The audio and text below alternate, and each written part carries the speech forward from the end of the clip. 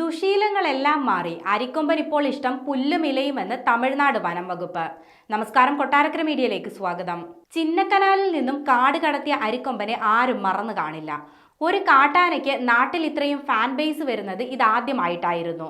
അരിക്കൊമ്പൻ ദൗത്യവും അരിക്കൊമ്പനായി തുടങ്ങിയ ഫാൻസ് ഗ്രൂപ്പുകളും ഇന്നും അവന്റെ ക്ഷേമം അന്വേഷിക്കുന്നുണ്ട്.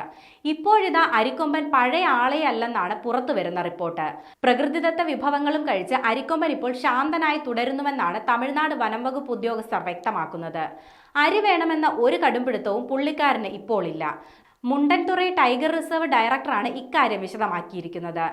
7 പേരെ കൊല്ലുകയും 60-ലേറെ വീടുകളും കടകളും തകർക്കുകയും ചെയ്തതിന് പിന്നാലെയാണ് അരിക്കൊമ്പനെ 2023 ഏപ്രിൽ 29 കാട് കടത്തിയത്.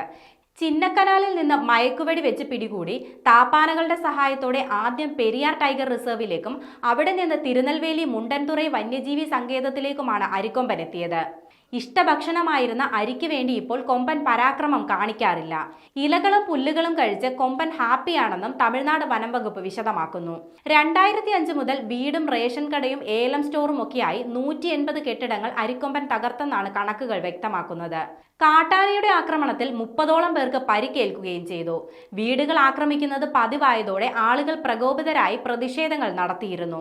നിരന്തരമായ ആവശ്യത്തെ തുടർന്ന് മയക്കുവെടി വെക്കാൻ സർക്കാർ 2023 ഫെബ്രുവരിയിൽ ഉത്തരവിറക്കി. മൃഗസ്നേഹികളുടെ ആവശ്യപ്രകാരം ഹൈക്കോടതി ഇടപെട്ട് പഠനം നടത്തിയാണ് മയക്കുവെടി വെക്കാൻ അനുമതി നൽകിയത്. കഴിഞ്ഞ ഏപ്രിൽ 29 12 മണിയോടെ അരിക്കൊമ്പനെ മയക്കുവെടി വെച്ചു. 5 തവണ മയക്കുവെടി വെച്ചാണ് റേഡിയോ കോളർ ഘടിപ്പിച്ചത്. ആനിമൽ ആംബുലൻസിൽ രാത്രിയോടെ പെരിയാർ കടുവാ സങ്കേതത്തിൽ എത്തിച്ചപ്പോൾ വഴിനീളെ അരിക്കൊമ്പനെ കാണാൻ ആളുകൾ തടിച്ചുകൂടിയിരുന്നു.